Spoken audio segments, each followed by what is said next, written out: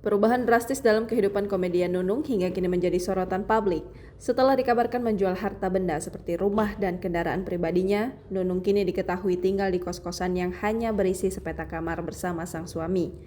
Presenter kondang Melanie Ricardo baru-baru ini mengunjungi kediaman sang komedian di kawasan Pasar Minggu, Jakarta Selatan. Dalam video yang beredar, kamar Nunung dan Ian berada di dalam lorong dengan token listrik masing-masing kamar.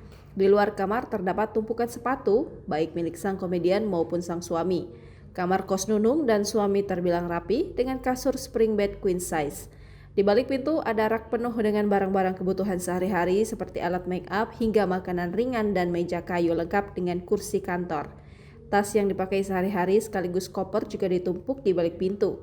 Menurut Nunung, tas-tas tersebut merupakan sisa-sisa barangnya yang tidak laku dijual. Layaknya kamar kos dengan standar eksklusif, kamar Nunung juga difasilitasi dengan televisi, layar datar, dan dispenser. Kamar mandi di dalam kamar kos Nunung terbilang sempit namun lengkap, dengan wastafel, kaca, toilet duduk, dan shower.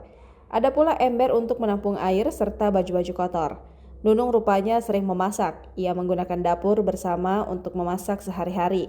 Terkadang pelawak asal Solo, Jawa Tengah itu membagikan masakannya kepada tetangga kos lain. Walaupun tinggal di kamar kos sederhana, Nunung dan Ian mengaku bahagia. Mereka juga sempat menolak tawaran Sule untuk tinggal di salah satu rumahnya karena sudah merasa nyaman di kos-kosan seharga 3,2 juta rupiah per bulan.